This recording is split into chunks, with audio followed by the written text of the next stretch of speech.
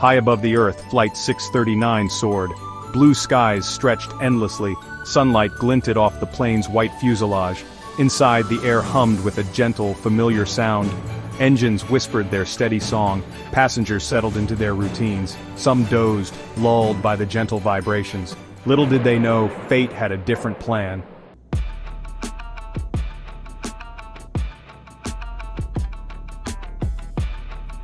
The flight had progressed without incident. Hours passed in the familiar rhythm of air travel. Meals were served, drinks poured. Outside the plane's windows, the world shrunk. Mountains became wrinkles, rivers, mere threads of silver. In the cockpit, the captain and first officer chatted easily. They discussed the weather, upcoming vacations, the news. Everything was normal, or so it seemed.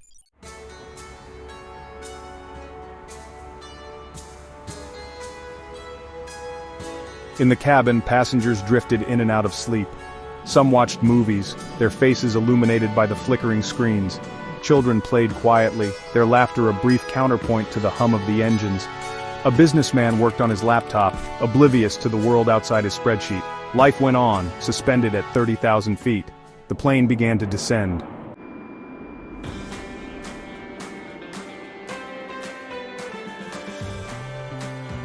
The initial descent was standard procedure.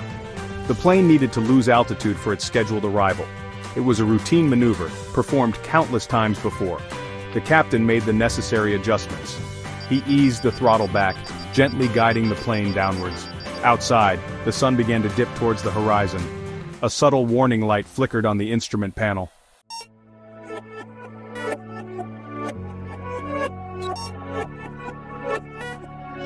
A flicker of warning. The warning light, a tiny amber dot on a sea of gauges, was easy to miss. The first officer, his eyes sweeping across the instruments, caught the flicker in his peripheral vision. "Did you see that?" he asked the captain, his voice calm, even. The captain, momentarily preoccupied with adjusting the plane's rudder trim, glanced up. "See what?" he replied, his tone casual, unconcerned. "The autopilot," the first officer said, his finger hovering over the illuminated light. It disengaged. The captain's eyebrows shot up.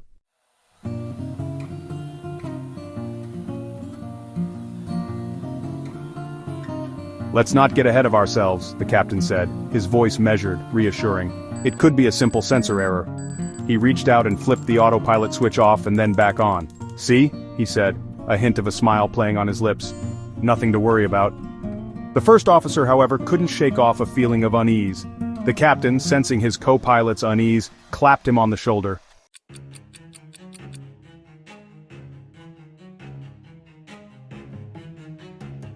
Minutes ticked by, each one stretching out like an eternity. The silence in the cockpit was broken only by the hum of the engines and the occasional crackle of static from the radio. The captain and first officer worked in tandem, their movements practiced and precise as they continued the descent. Then it happened. The plane, instead of following its designated flight path, began to veer off course. At first it was a subtle deviation, barely noticeable. But as the seconds ticked by, the deviation became more pronounced, more alarming. The plane was drifting to the left, away from its intended trajectory. The captain muttered under his breath, his eyes glued to the navigation display.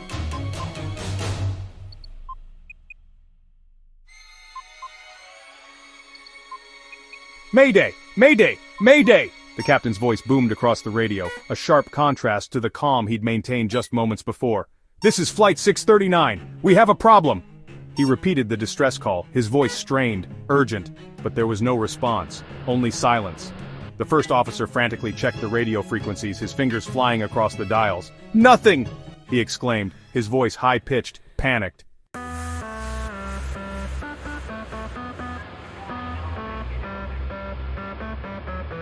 The control yoke, usually a symbol of the pilot's mastery over the machine, now danced erratically under the captain's grip. It was as if the plane had a mind of its own, its metal limbs rebelling against the commands of its human operators. The captain fought against the unseen force, his knuckles white with exertion, his face beaded with sweat. "What is it doing?" the first officer asked, his voice barely a whisper. The instruments, usually a source of reliable information, now offered a confusing array of readings. Gauges flickered erratically, their needles jumping back and forth as if possessed.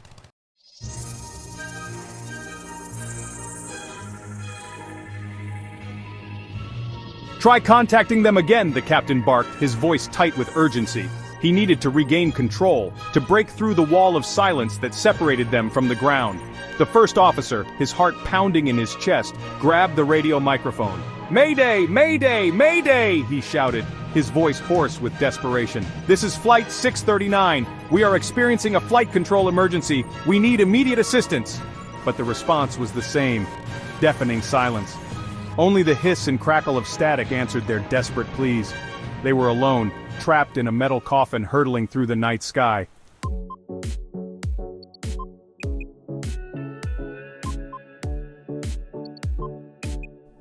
Just as despair threatened to consume them, a voice broke through the static, a faint, garbled transmission cutting through the oppressive silence.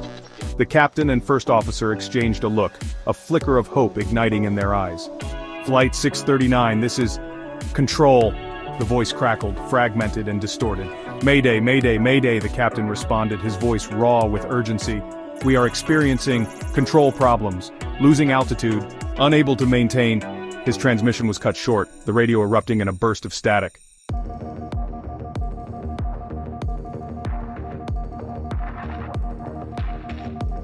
The initial shock and adrenaline were giving way to a chilling fear that crept through the cockpit.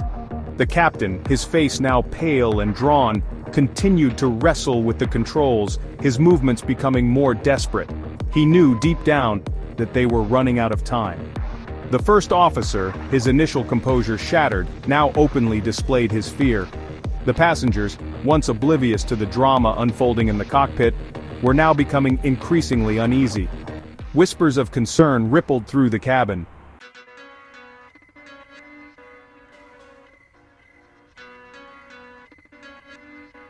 The world outside the cockpit windows had vanished completely, swallowed by an impenetrable blackness.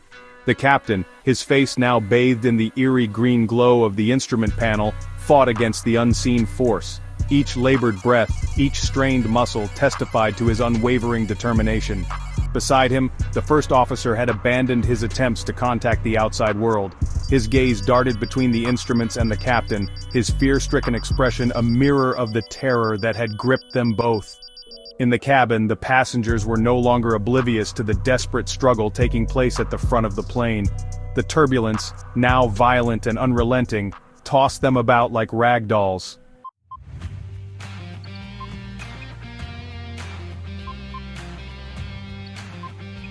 Hundreds of miles away, in the sterile confines of an air traffic control center, a different kind of drama was unfolding. On a wall of flickering screens, amidst a constellation of blinking blips representing other aircraft, Flight 639's transponder signal painted a terrifying picture. Its trajectory, once a straight line across the digital map, had become a chaotic dance of erratic turns and sudden drops in altitude. The air traffic controller responsible for Flight 639's sector watched in disbelief. He tried to contact the pilots, his voice calm and professional, despite the knot of anxiety tightening in his stomach. But his calls were met with only the rasping silence of an open microphone. "Flight 639, do you copy?" he repeated, his voice betraying a hint of urgency. Silence. The blip on the screen continued its erratic descent, its silence a chilling testament to the unfolding disaster.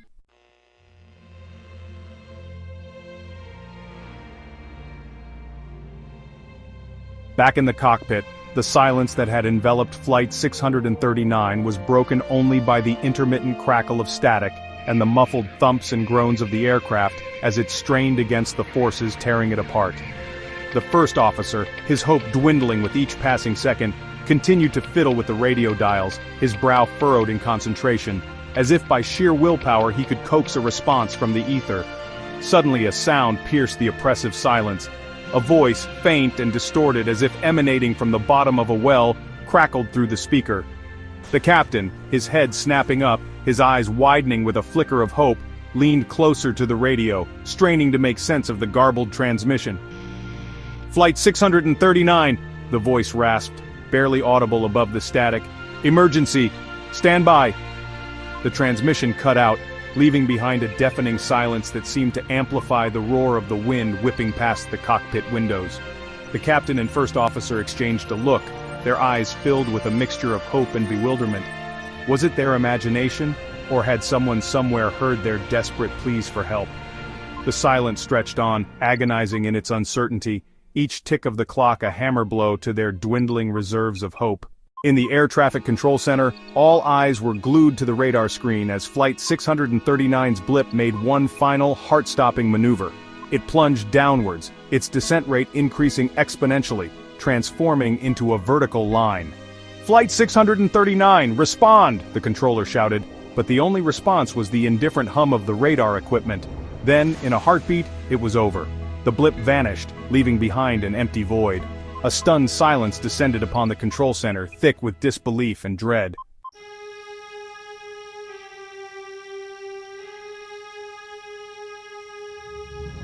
As dawn broke, it revealed the wreckage of Flight 639, scattered across a remote mountainside. The mangled aircraft lay silent amidst the rocks and trees. Search and rescue teams moved carefully, scanning for survivors. The silence was broken only by their footsteps and occasional sobs. Investigators arrived, determined to unravel the mystery of Flight 639. The wreckage, like a shattered puzzle, held the key to understanding what went wrong.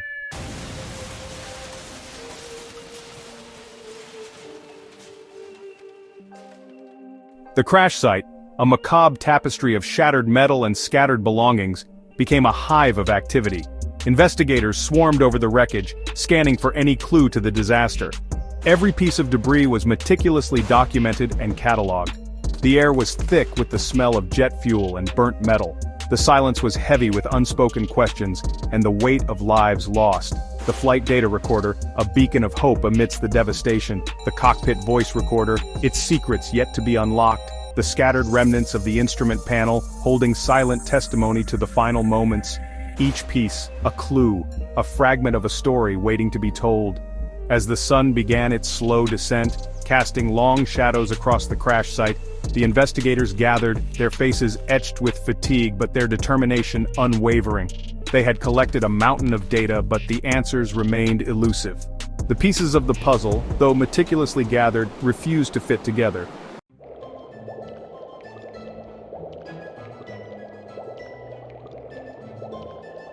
In a specialized laboratory, far from the desolation of the crash site, the two black boxes recovered from the wreckage of Flight 639 took center stage. These unassuming metal cylinders held the secrets of the doomed flight. Technicians worked tirelessly to extract the data, their faces illuminated by computer screens. The air crackled with anticipation as the silence of the black boxes was finally broken. On the screens, a story began to unfold, a tale told in data. The plane's final moments were slowly being brought to light. The investigators watched as the data unspooled before them. The silence of the lab was now filled with the hum of computers and hushed whispers.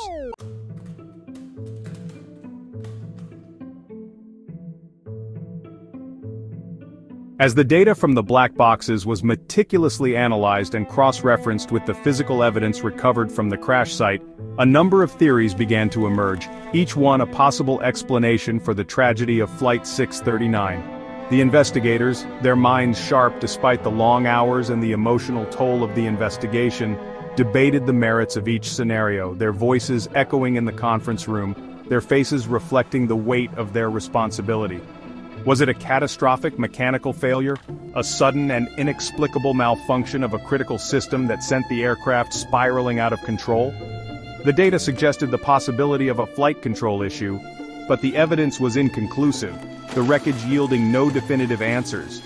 Could it have been human error, a tragic miscalculation, or a moment of inattention that had unforeseen and irreversible consequences? The pilots, both highly experienced and with impeccable records, had made no distress calls before the crash, leaving their final actions open to speculation, their silence a frustrating barrier to understanding. Or was there something else at play, something more sinister, something that defied rational explanation? The possibility of sabotage, while remote, could not be entirely ruled out, the lack of a clear motive adding to the enigma, the silence surrounding the crash fueling speculation and casting a long shadow over the investigation.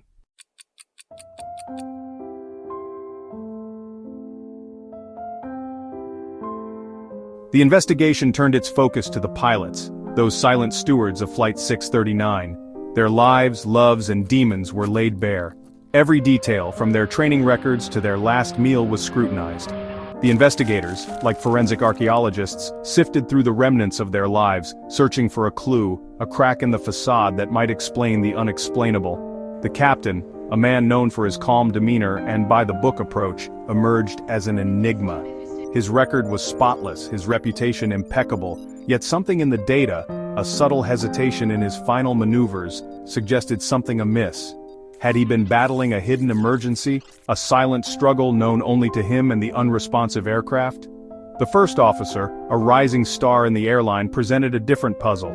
Younger and less experienced than the captain, he was known for his quick wit and eagerness to please. What role had he played in those final chaotic moments? Had he recognized a danger that the captain had missed? Or had his inexperience contributed to the tragedy? The weight of the evidence, circumstantial at best, pointed towards the possibility of human error. But was it a simple mistake, a momentary lapse in judgment? Or did something more lie beneath the surface, a hidden motive, a desperate act concealed by the veil of the cockpit door?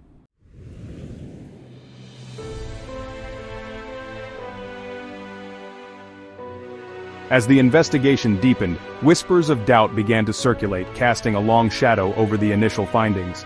The lack of a definitive cause, the absence of a distress call, and the plane's erratic flight path all hinted at a more sinister possibility.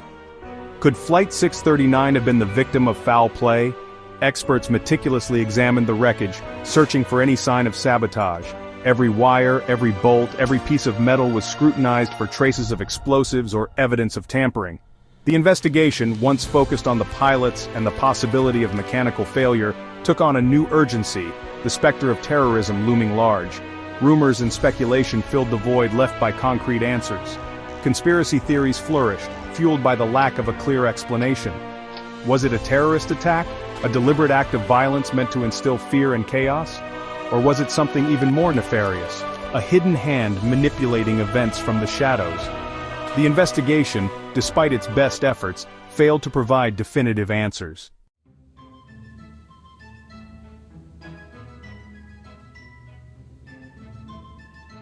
The silence that had shrouded Flight 639 in its final moments lingered long after the wreckage was cleared.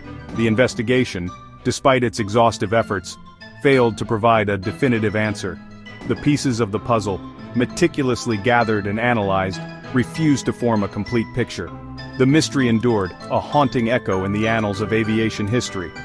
The families of the victims, their grief still raw, were left with unanswered questions, their pain compounded by the lack of closure. The void left by their loved ones was a constant reminder of the tragedy, the silence of their absence a deafening ache in their hearts. The aviation industry, shaken by the tragedy, implemented new safety protocols, their efforts a testament to the lessons learned from the disaster. Yet, the fear remained, a silent passenger on every flight, a reminder that even in the age of technological marvels, some mysteries defy explanation. The legacy of Flight 639 was not just one of loss and unanswered questions, but also a testament to the resilience of the human spirit. It was a stark reminder of the fragility of life, the capricious nature of fate, and the enduring power of hope in the face of unimaginable tragedy. The silence, though deafening, did not erase the memories of those lost. Their lives, their stories, continued to resonate, their absence a poignant echo in the hearts of those left behind.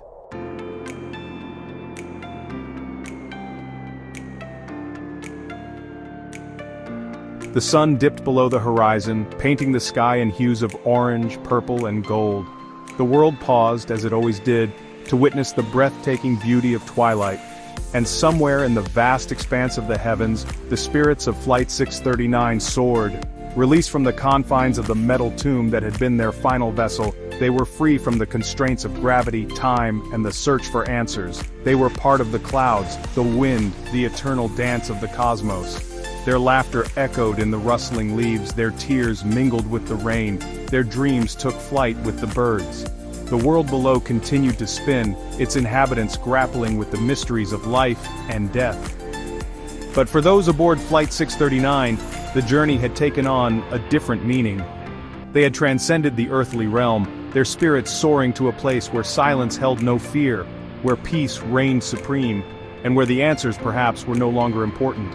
Their story, though forever shrouded in mystery, served as a poignant reminder to those left behind, to cherish every moment, to embrace the unknown, and to find solace in the belief that even in the face of tragedy, life, in some form, goes on.